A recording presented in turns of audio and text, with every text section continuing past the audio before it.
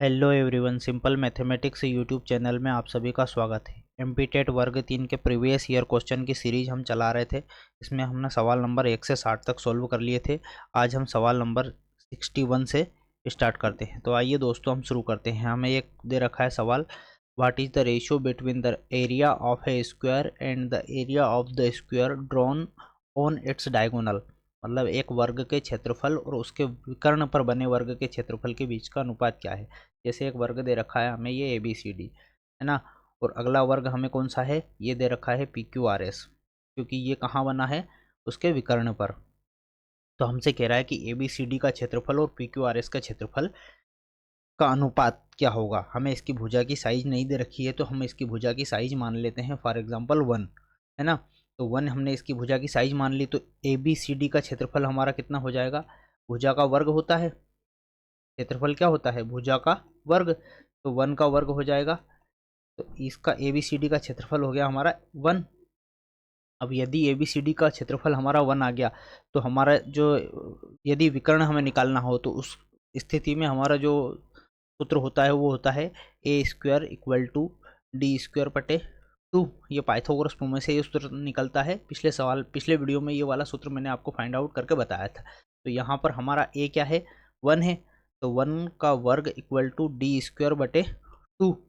तो ये 1 का 1 ही रहेगा, ये 2 इधर आ जाएगा, तो D² = 2। तो वर्ग हटाएंगे, रूट लग जाएगा, तो D हमें क्या मिल गया, √2। मतलब D इस वाले जो डायगोनल पर जो वर्ग बना है, विकर्ण पर वर्ग बना है, इसकी भुजा क्या आ गई, √2। तो इसकी सारी भुजाएं √2 हो जाएगी। अब इसका एरिया हम निकाल लेंगे। एरिया क्या होता है, एरिया इक्वल टू होता है साइड का स्क्वायर, साइड का स्क्वायर मतलब भुजा का वर्ग। तो यहाँ पर भुजा दे रखी है हमें √2 का वर्ग कर देंगे, तो ये एरिया हमें निकल जाएगा किसका, PQRS का एरिया निकल जाएगा। तो ये हो जाएगा, वर्ग से रूट कट जाएगा, तो 2 आ जाएगा इसका एरिया। अब ABCD का एरिया क्या था, 1, और PQRS का एरिया क्या निकल गया हमारा, 2। तो हमारा अनुपात क्या हो जाएगा, 1:2 है ना। ऑप्शन नंबर ए हमारा सही उत्तर हो जाएगा, ऑप्शन ए। अगला सवाल देखेंगे हम, सवाल नंबर 2। सवाल नंबर 62 हमें दे रखा है, the ratio of diagonal of 2 squares is 2:3। The ratio of their area is, दो वर्गों के विकर्ण का अनुपात 2:3 है, उनके क्षेत्रफल का अनुपात क्या है। यदि विकर्ण दे रखता है, उस कंडीशन में हम जो है कौन सा वाला फार्मूला लगाते हैं, A² = D²/2। विकर्ण वाला फार्मूला लगा देंगे एरिया के लिए। तो अब हमें दो वर्गों के विकर्ण दे रखे हैं, तो हम ये सूत्र को 2 बार लिख लेंगे, D1 का वर्ग बटे 2 रेशो D2 का वर्ग बटे 2। पहले वाले वर्ग का विकर्ण कितना दे रखा है हमें, 2, तो 2 का वर्ग कर देंगे हम बटे 2 रेशो 3 का वर्ग बटे 2। तो 2 दूनी 4 हो जाएगा बटे 2, अनुपात 3×3 = 9 बटे 2। 2 से 2 हमारा कैंसिल हो गया, तो हमारा अनुपात क्या आ गया, 4:9। ऑप्शन ए हमारा सही उत्तर हो जाएगा, 4:9। अगला सवाल देखेंगे हम, सवाल नंबर 63 दे रखा है, the process by which area weakness of a child in maths in identified is non S. किसी बच्चे की जो गणित में कमी है ना, कमजोरी है, उसकी पहचान करने की जो प्रोसेस है वो क्या कहलाती है। वह प्रक्रिया जिसके द्वारा किसी बच्चे की गणित में क्षेत्र संबंधी कमजोरी की पहचान की जाती है, कहलाती है, क्या कहलाती है। तो कमियों की पहचान करना क्या कहलाता है, डायग्नोस्टिक टेस्ट कहलाता है। कमियों की पहचान करना, जैसे डॉक्टर के पास गए हम, तो हम जैसे किसी चीज़ की जांच करवाते हैं, तो मतलब जैसे कौन सी बीमारी है उसकी पहचान करने के लिए जो टेस्ट कराया जाता है उसे क्या कहते हैं, डायग्नोस्टिक टेस्ट कहते हैं ना। तो ये शब्द हमारा चिकित्सा क्षेत्र से ही लिया गया है। इसे निदानात्मक परीक्षण हम कहेंगे। उपचारात्मक शिक्षण जो होता है, निदानात्मक परीक्षण के बाद में उपचारात्मक शिक्षण होता है। तो ये निदानात्मक परीक्षण और उपचारात्मक शिक्षण के बारे में आपको ध्यान रखना है, इसके बारे में डिटेल से मैंने लिख रखा है। निदानात्मक परीक्षण जो होता है, शैक्षिक दृष्टिकोण में जिसका उद्देश्य छात्रों को विशेष सीखने की आवश्यकताओं और समस्याओं का निदान करना है, ताकि शिक्षण विधियों को उनके अनुसार अनुकूलित किया जा सके। जैसे कि बच्चा किस क्षेत्र में कमज़ोर है उसका पता लगाना, उसकी जैसे पता हो गया तो उसको उपचारात्मक शिक्षण के माध्यम से उस प्रक्रिया को, मतलब बच्चे के जो कमजोरी है उसको दूर किया जा सके। बच्चे का मूल्यांकन करते हैं। छात्रों की क्षमताओं, रुचियों और कमजोरियों का मूल्यांकन करने के लिए विभिन्न मूल्यांकन तकनीकी का उपयोग किया जाता है। विश्लेषण, प्राप्त डेटा या विश्लेषण करके यह समझा जाता है कि छात्र किस क्षेत्र में संघर्ष कर रहा है, किस क्षेत्र में उसमें कमी महसूस हो रही है और उसे किस प्रकार की सहायता की आवश्यकता है। अनुकूलन करना, शिक्षण विधियों और सामग्री को छात्रों की ज़रूरतों के अनुसार अनुकूलित करना। जैसे बच्चे को अनुकूलन से तात्पर्य है कि बच्चे को जैसे कम दिखाई दे रहा है तो उसको पीछे, जैसे उसको दूर से देखने में समस्या है तो उसको पीछे से उठाकर आगे बिठा दिया। इस तरह से उसकी ज़रूरतों के अनुसार उसे अनुकूलित किया जाए। फीडबैक, छात्रों को नियमित फीडबैक दिया जाता है ताकि वे अपनी प्रगति को समझ सके और सुधार कर सके, है ना। समर्थन, निदान के आधार पर विशेष सहायता और संसाधनों का प्रावधान किया जाता है और बच्चे का समर्थन किया जाता है। इसी तरह उपचारात्मक शिक्षण क्या होता है? निदानात्मक परीक्षण के द्वारा प्राप्त कमियों को दूर करना उपचारात्मक शिक्षण कहलाता है। सीधी बात है ना।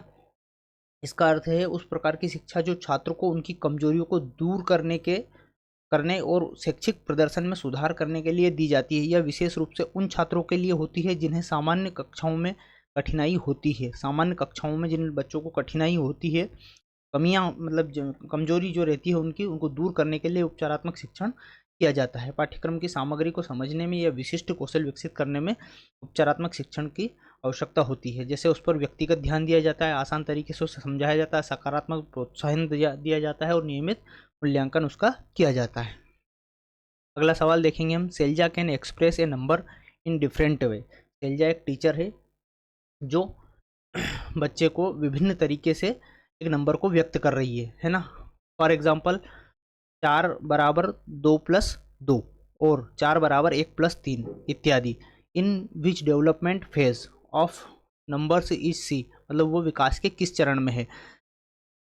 तो क्वांटिफाइंग फेज, पार्सिनिंग फेज या फैक्टरिंग फेज या कैलकुलेटिव फेज, तो वो किस चरण में है। वो उसको जो सेल्जा अपने स्टूडेंट को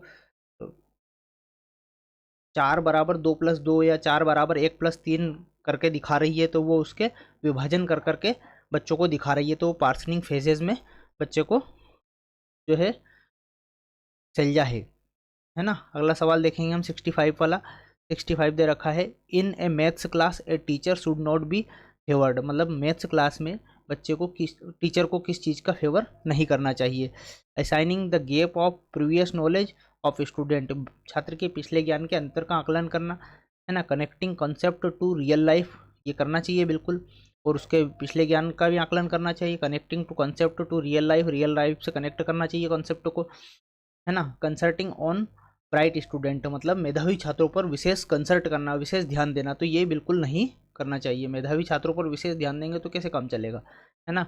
मोटिव टू स्टूडेंट्स, विद्यार्थियों को प्रेरित करना, तो हमारा ऑप्शन सी यहाँ पर जो है नहीं लेना चाहिए। ये चीज़ हमें आप विशेष ध्यान रखना है कि प्रश्न में पूछा क्या है, तो यह विशेष मेधावी छात्रों पर ध्यान देना नहीं देना चाहिए, सभी बच्चों पर बराबर ध्यान देना चाहिए। तो ऑप्शन सी हमारा सही उत्तर हो जाएगा। अगला सवाल हम देखेंगे, सवाल नंबर 66 है। As per NCF 2005 mathematisation should be the main goal of mathematics education to children. Mathematisation means, NCF 2005 के अनुसार बच्चों को गणित शिक्षा का मुख्य लक्ष्य गणितीकरण होना चाहिए। गणितीकरण का अर्थ क्या है, मतलब मैथमेटाइजेशन का अर्थ क्या है। तो mathematical representation, reasoning and abstraction, logical conclusion या ऑल ऑफ द एबव, है ना। तो गणित का जो गणितीकरण है उसमें गणितीय प्रतिनिधित्व भी होता है, तर्क और अमूर्तन भी होता है, तार्किक चिंतन और तार्किक निष्कर्षण भी होता है। तो उपरोक्त दिए गए सभी उत्तर हमारे सही हो जाएंगे। ऑप्शन डी हमारा राइट हो जाएगा। अगला सवाल देखेंगे हम, विद्यार्थियों को गणित में असाइनमेंट देना क्या है ना। असाइनमेंट देना क्या है, ये एक तकनीक है, एवी सहायता एड्स है, या फिर प्रिंसिपल ऑफ टीचिंग है, या मैगजीम ऑफ टीचिंग है, कहावत है। तो ये क्या है, एक तकनीक है। असाइनमेंट देना क्या है बच्चों को, तकनीक है ना, ये एड्स नहीं है ना। जो एड्स रहते हैं ना, जैसे किसी विषय पर एड दे दिया बच्चे को कि इस तरह का एड बना कर बताओ। प्रिंसिपल ऑफ टीचिंग के जो सिद्धांत होते हैं, जैसे सरल से कठिन की ओर, सूक्ष्म से स्थूल की ओर, है ना, मूर्त से अमूर्त की ओर, तो इस तरह के शिक्षण सिद्धांत है। तो ये शिक्षण सिद्धांत भी नहीं है, कहावत भी नहीं है और एवी एड्स भी नहीं है। तो ये क्या है, तकनीक है। असाइनमेंट के बारे में हमने डिटेल से दे रखा है। एक निर्धारित कार्य या प्रोजेक्ट होता है जिसे किसी छात्र या कर्मचारी पर को पूरा करने के लिए दिया जाता है। असाइनमेंट का उद्देश्य ज्ञान को बढ़ाना, कौशल विकसित करना या किसी विशेष विषय पर गहराई से अध्ययन करना है। क्या है असाइनमेंट का मुख्य उद्देश्य?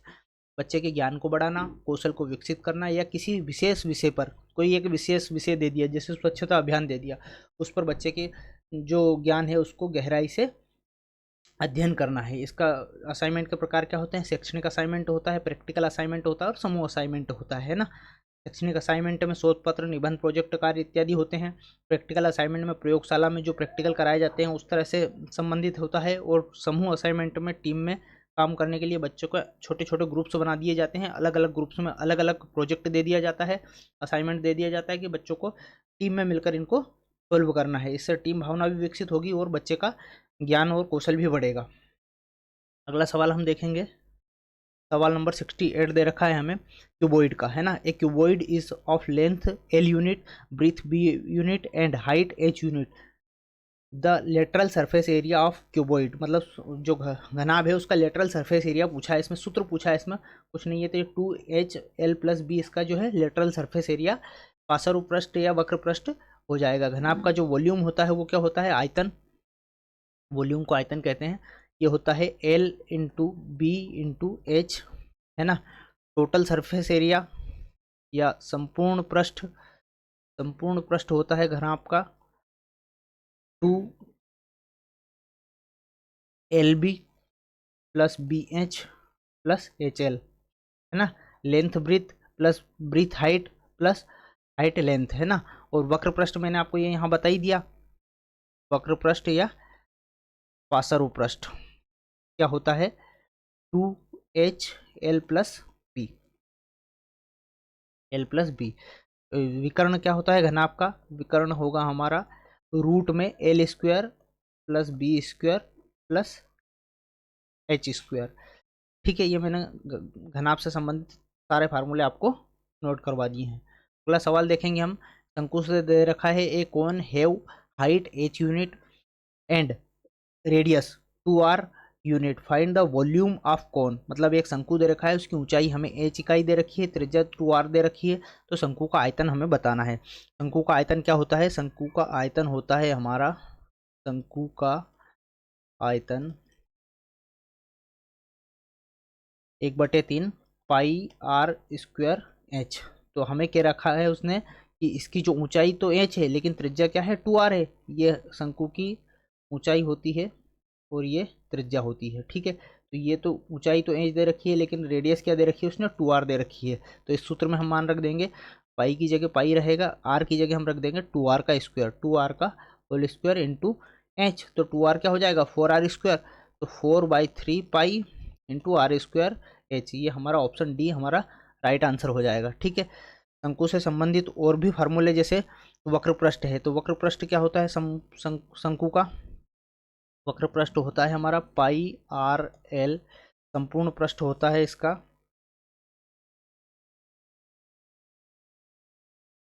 पाई R कोष्टक में R+L, है ना। और मैंने वॉल्यूम का आपको ये यहाँ पर बता ही दिया। आगे का सवाल देखते हैं हम, सवाल नंबर 17। 70वां सवाल दे रखा है हमें, find the smallest fraction of the following fractions. मतलब फ्रैक्शन वाले जो भिन्न वाले सवाल है, आपको मैंने लगभग 10 सवाल करवा दिए हैं, प्रत्येक वीडियो में एक आध सवाल लिए हैं, है ना। वर्ग 3 के जो पिछला पेपर आया था उसमें फ्रैक्शन वाले और डिविजिबिलिटी रूल वाले, विभाज्यता वाले बहुत सारे सवाल आए थे। तो हमें दे रखी है फ्रैक्शन भिन्न दे रखी है 8/19, 15/34, 23/56 और 55/11। सरल हो सकती है क्या कोई भिन्न? तो ये नहीं हो सकती, ये भी नहीं हो सकती, ये वाली हो सकती है, ये 5/1 ऐसे हम लिख सकते हैं, है ना। इनका आपस में गुणा कर लेंगे, इसका गुणा इसमें हो जाएगा, इसका गुणा इसमें हो जाएगा, इसका गुणा इधर करेंगे तो ये वाला नंबर इधर आएगा, 19 का गुणा 15 में करेंगे तो ये वाला नंबर इधर आएगा, 8 का गुणा 34 में करेंगे, 8 चौक 32 का 2 कैरी 3, 8 3 24 और 3 27, ये हो गया हमारा 272। इसका गुणा इसमें करेंगे तो 15 9 135, 5 कैरी 13, 15 का 15 और 13 28, है ना। तो ये वाला हमारा छोटा हो जाएगा नंबर।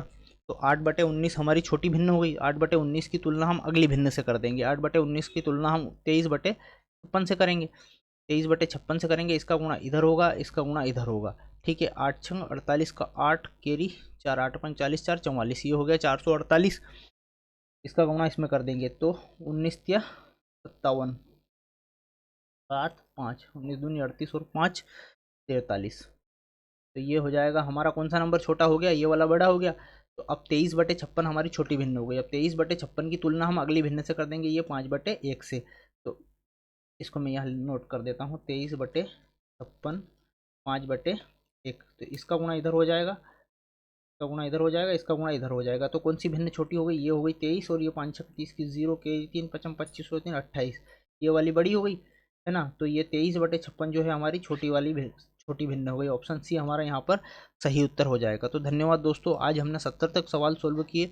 आगे के वीडियो में हम इससे आगे सवाल सोल्व करेंगे। तो थैंक यू मित्रों।